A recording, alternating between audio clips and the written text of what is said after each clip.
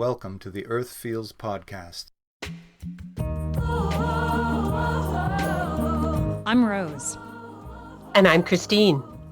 Welcome to Earth Feels, the podcast for people feeling overwhelmed by the endlessly gloomy climate news. Where every week we have soul-based conversations about climate change and explore the idea that climate change may be happening for us as much as it is happening to us. If you are ready to shift your focus and secure the future for our kids and our grandkids, then this is the podcast for you. And yes, we do know how to spell. Hi, Rose. Hi, Christine. Here we are. Yep, we're a week out from the election today, and it's still not, well, it's been decided, but it's still, Yes. Trump But somebody yet. who shall not be named is pretending that the majority of the U.S. Citizens did not choose Joe Biden, but that's what the election result is. And so President-elect Joe Biden and President-elect or Vice President-elect Kamala Harris are going to be setting up their administration. And on, when is it? January 20th. Okay. 20th. Woohoo! Oh, how exciting. And let's talk about what that might look like in terms of climate change. What's our question today? Our question today is, how will the Biden White House change the climate trajectory? All right. So we don't know for sure, but we're speculating or? Well, first and foremost, day one, he's talked about he's going to rejoin the Paris Climate Accord. So I think significant.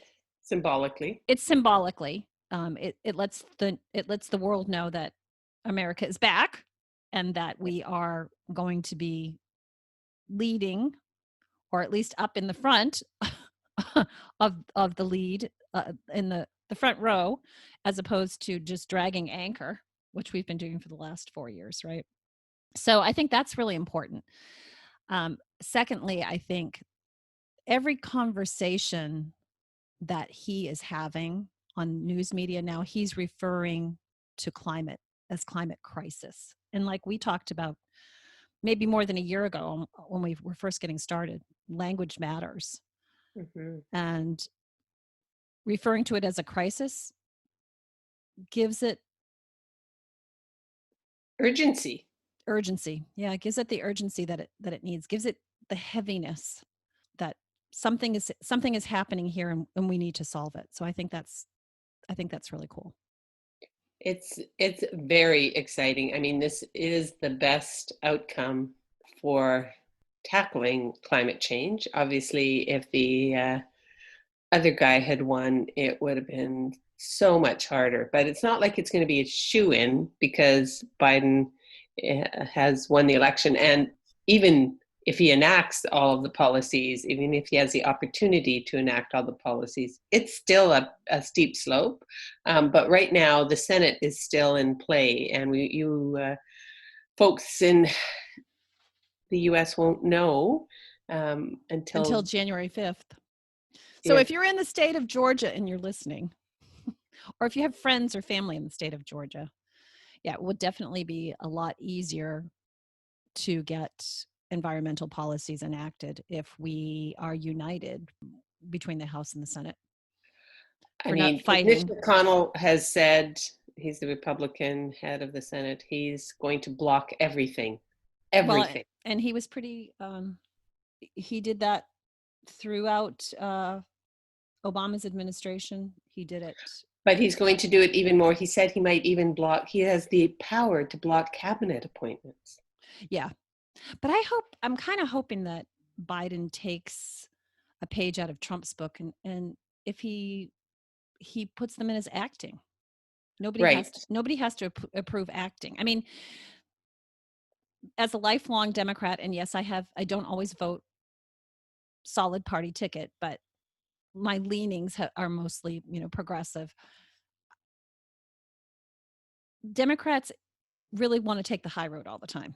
I And know. Come on, guys. well, you have to know your audience. You have to know who you're fighting against. I do think that Michelle Obama's, when they go low, we go high. I do kind of believe that. And yet we have to be able to get things done. We can't just stand by the sidelines and go, oh, well, they're blocking us. Oh, well. I know. And I mean, Obama brought in by executive order a whole bunch of progressive, is it legislation? I don't know what it's called when it's by executive order. Policies, I guess. Policies, yeah, that he But just they were, signed. Executive. again, cut pretty much lock, stock, and barrel by Trump. Yeah, well, Trump rolled back 100. I've read 100, and I've also read 125 different environmental policies. And so the good thing about that is because he did that by executive order, Joe can reverse that pretty quickly. Yes. So we're going to have another conversation after January 5th, and hopefully it will be very optimistic.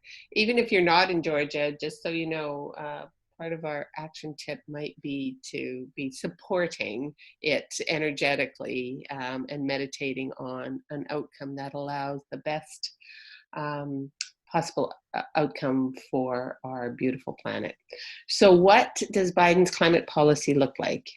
Because you're the American, you get to be the expert this morning. Okay, well, on Monday, I did read from his transition as our best in climate. I did read from their transition, their playbook on transition. But essentially, I think he's looking at making an all government agenda as opposed to just the environmental division or just just the energy division. So he's looking at transportation and agriculture and treasury. He's looking at domestic policy and economic policy and foreign policy. So he's looking at inserting climate into everything. Wow, because it is so connected. It is. Wow, of course that's it is. phenomenal. Of course it is. Yeah, it's really he's acknowledging that climate touches American lives in many, many different ways. And so the solution is multifaceted, right? And we're not having to rely on just one department to try to solve it. The problem, quite frankly, is much bigger than that. So the other thing that I thought was cool this week is that he, when it hasn't been blocked, you've probably seen that Trump is not allowing him to read the messages from other heads of state that are coming through the government. So they've kind of had to do a workaround. It's like a toddler, but so petty. But we've moved beyond that. We're moving beyond that. So he's already had the discussions that he's had with Germany and France and Canada and Britain, that those heads of states, he's already talked to them, and climate has been part of his conversation with each of those. So they're already all on board. I think he just wants to make sure that they know that there's an adult in the driver's seat again. Wow. So, I did hear that when Obama was president, at least in the last, I don't know, year or two, that he always made sure to bring up climate change whenever he was talking to a head of state, even if it was about something else. And so it sounds like Joe Biden is taking a page out of Obama's book. Yeah, I think even in looking at his transition team, he's pulling in a lot of experts that worked in the Obama administration. Not surprising, seeing No, he they was were there. part. They were there for he was part of that group for 8 years, and so they were all familiar with him and defer to people who have knowledge of the areas that they're working in instead of putting in people that basically are political appointees because they've donated to your campaign. One of the articles in researching for this podcast, one of the articles I came across is there's a publication that's called Climate 21. Well, it's on climate21.org, and interestingly, it's 150 experts from the Obama administration, from different universities, think tanks, have spent the last year and a half putting together a 300-page blueprint of what we can do to solve climate. And a lot of it does not need congressional approval, which is perfect for I'm showing fingers crossed. I mean, I hope that's not going to be the case, but we don't want all efforts to be stymied. So Right. so this report, it took a year and a half to develop. So these people, even seeing what was going on, went forth and put together this project and have already submitted it to Biden's team. Wow. So I think there's a lot of encouraging. I mean, people are just so excited to have Yes. an adult in the White House again, to have Yes. someone who's willing to lead on these big issues. And of course, climate And is. and also we should make the point that states and cities have been moving ahead on climate change, Mhm. even while Trump was pulling out of the Paris Agreement and dismantling environmental protections. The states and cities have moved ahead, and so they are going to be all of those that have been moving ahead, and it's a lot. Like it really hits home when you're at the city level and the state level as well. It's hitting home already, the climate catastrophes, and so there's going to be so much momentum with them as well on board. Like that really is an exciting kind of a visual. And Yeah, there's another group. It's called America's Pledge. That was spearheaded by Michael Bloomberg, and I think it was Jerry Brown, ex-California governor, and that's kind of brought together all those states and cities and said, we're still in. When he pulled out from the climate accord, we're still in, and has given voice and just a little bit of container for those cities and states to move forward. So I'll put a link up to that website too. So yeah, there's a lot of things that Joe's going to have to do, that he can do by executive order. So that's Trump has rolled back. He's rolled back between 100 to 125 different environmental policies. Opening logging and mining and drilling and yada yada yada. But by executive order, so his pen is just as powerful as Obama's was. So. as Trump's was, Oh, sorry. and as Obama's, And as yeah. Obama's. Yeah. So it feels like there's hope. I mean, I There wake up is. every day and feel like we really, it's not like, it's like you said, it's an uphill climb, but at least we're acknowledging that there's a climb to make, and We're acknowledgement not is trying the to go first step. backwards down the hill into Yeah. a morass. Exactly. Okay. So what else does Well, I your audience? think the biggest thing that I came away with from reading Best in Climate last week, as I was reading it over and over again, Biden is really trying to tie all of this into economic policy and job creation, with unionized jobs. So he must have some union guys that are up his butt, but for competitive, good paying jobs with good benefits, that people can work one job instead of 3 jobs to support their family, to get into some of these rural areas that have been really decimated over the years. And it's not just under the Trump administration. It's been going on, as we've discussed before. Trump he kind of tapped into that anger.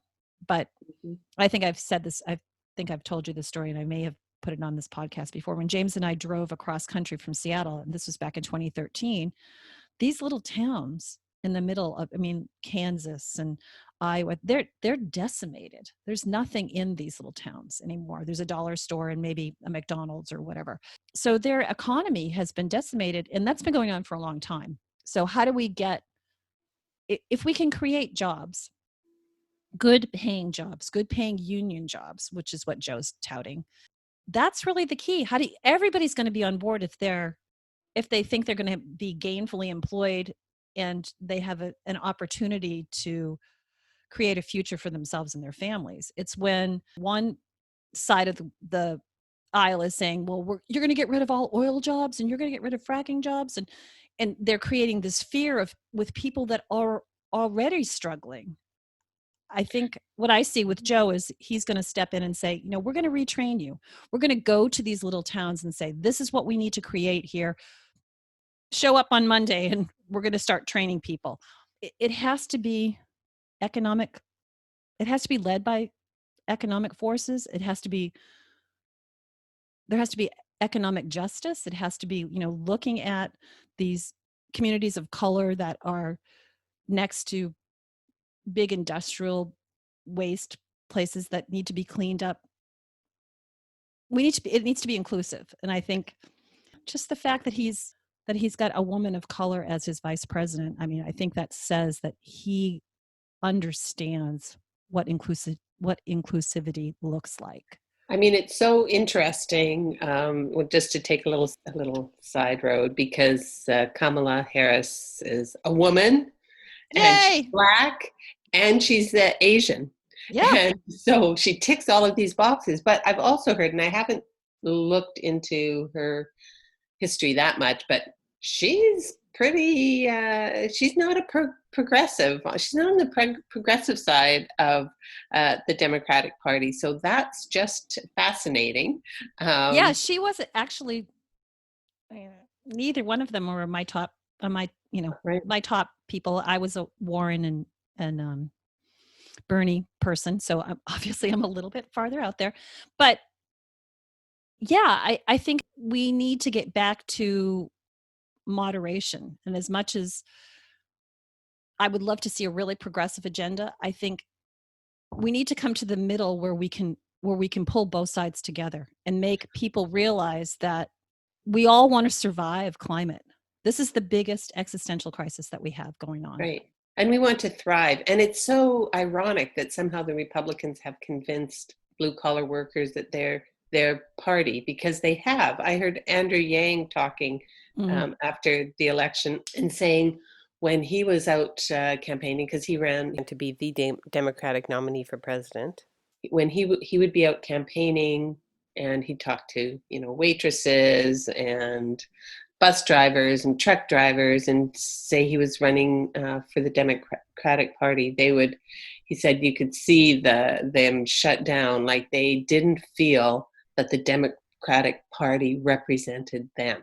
Is that not ironic? That basically it was a bunch of East Coast and West Coast elites running things. So that the Democratic Party has got a lot of work to do to get those people on board, because they have been hurting, and somehow Trump's rhetoric struck a chord with them that the Democrats fear. Well, he played to fear. I guess. And so let's hope. What is Biden's nickname? The conciliator? I don't know. Sleepy Joe. Because everybody can sleep well. Because everybody can sleep well now that he's in office. Oh, that's what it is. Turn it into a positive. But I know he's a conciliator, and that's what the U.S. seems to need right now. And let's hope that it's a pretty dramatic change of direction if this administration puts climate front and center in everything. But like you say, it can really fuel job growth, and like I'm seeing a phoenix rising from the ashes, like really revitalize the country in so many ways, and that is exciting. Well, I think one of the things about Americans is that it's not like we haven't been through tough times before, but when we pull together, we can do anything. I mean, we have great minds. We have great workers. We can do anything. But it's it needs to be getting everybody pulling in the same direction. Yeah, and the last 4 years have been ripping us apart. I mean, when you basically are afraid to have a conversation with your neighbor because you don't know where they stand, and you like this person and you really don't want to argue with them. Yeah, and it's pretty mean, Biden won by, I think this morning I looked, it's maybe 5.5 million. But that's still basically 1 and 2, you know? Now, Massachusetts, I was talking to my neighbor in Massachusetts, and I was like, so that means this side of the street versus this side of the street.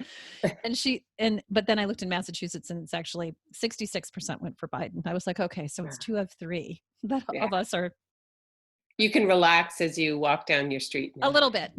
Yeah. I probably know those ones that but it's a matter of, we're more alike than different. We care about more of the same things than different things. We all care about our families. We all really want to live comfortably, and we do want a future for our children and our grandchildren. I think that's pretty much across the board. Now, we may argue as to how to get there, but I think jobs is a huge portion of it.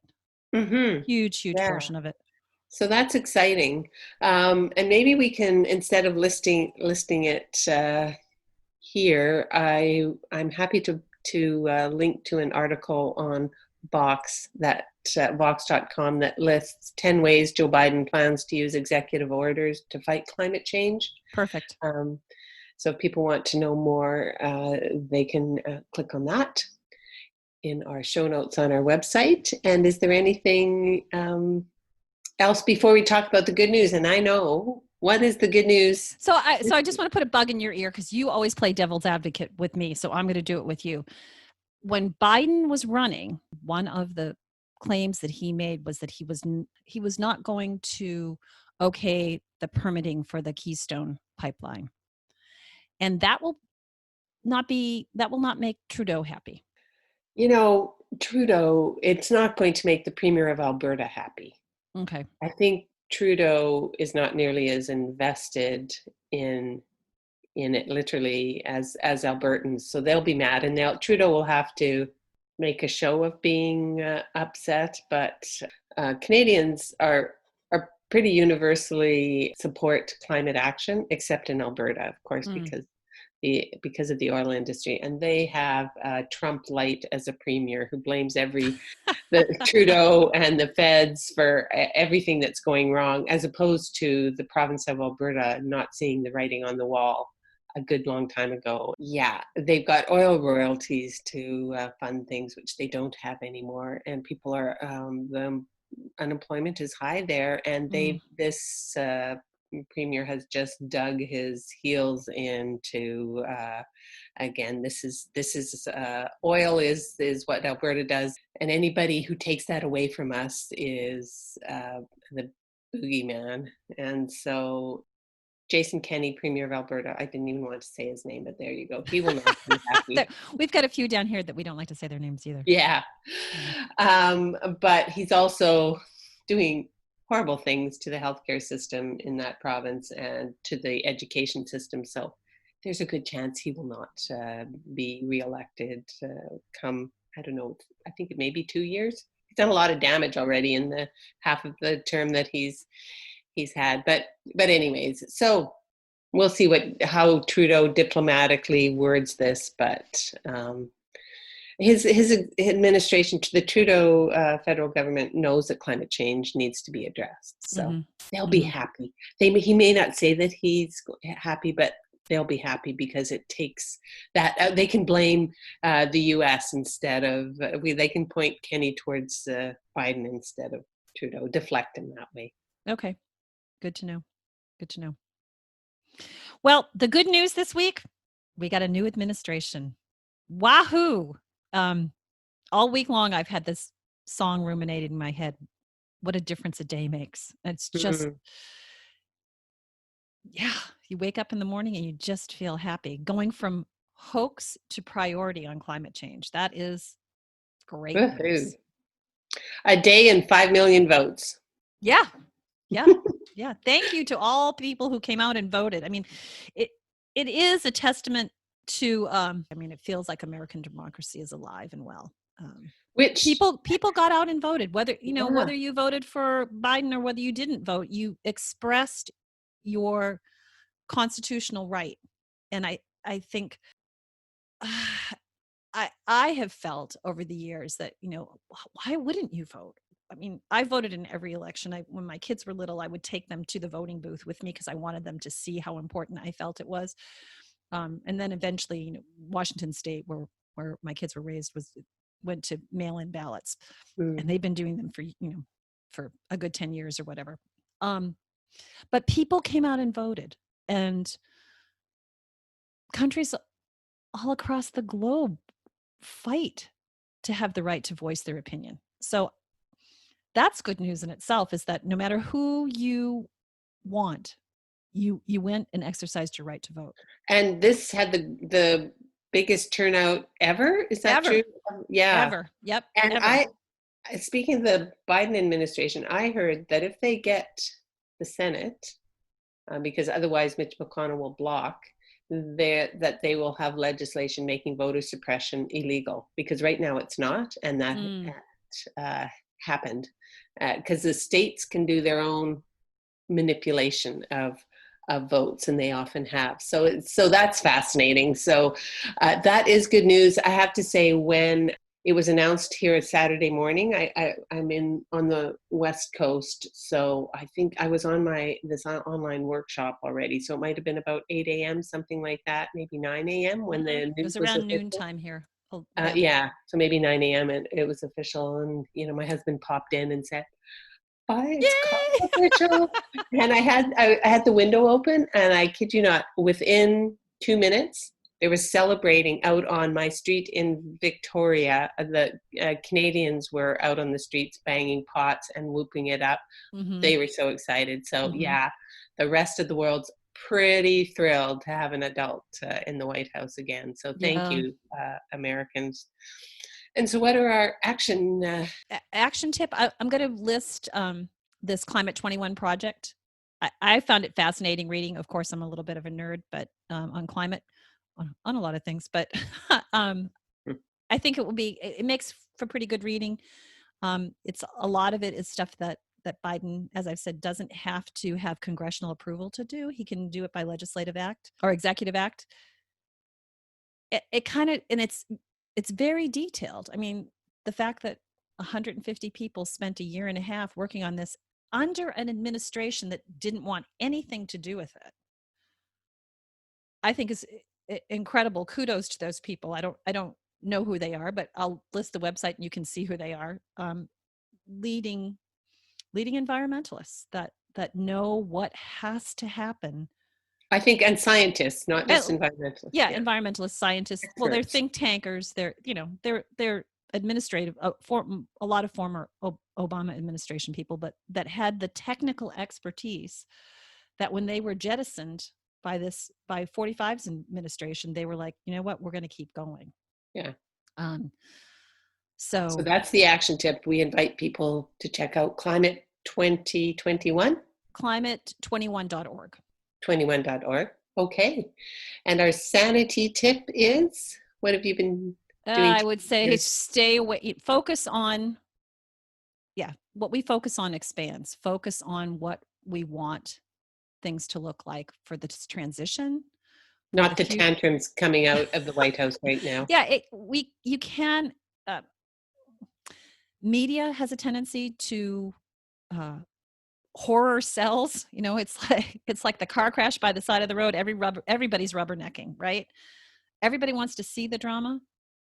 Stay away from it, because it hurts your heart. It brings our energetic level down, and it feeds the fear. Stay positive. We're moving in a new direction. It's all good stuff. Wonderful. Yay. Okay. See, and you were like, I'm gonna talk to you on November 4th, Missy. Well, we did have that conversation, yes, and it did. Yeah, it was a tough one. It was a tough one. Yep. But this is an easier one. Thank goodness. Thank gosh. Thank goodness. Yeah. That's this week's Friday episode of Earth Feels. Special thanks to singer-songwriter Kristen Hoffman for generously allowing us to use Song for the Ocean. Thanks for listening. Don't forget, subscribe to our podcast so you don't miss an episode. Catch you next time. Bye-bye. Children of the earth, I'm calling out. There's a mission for you and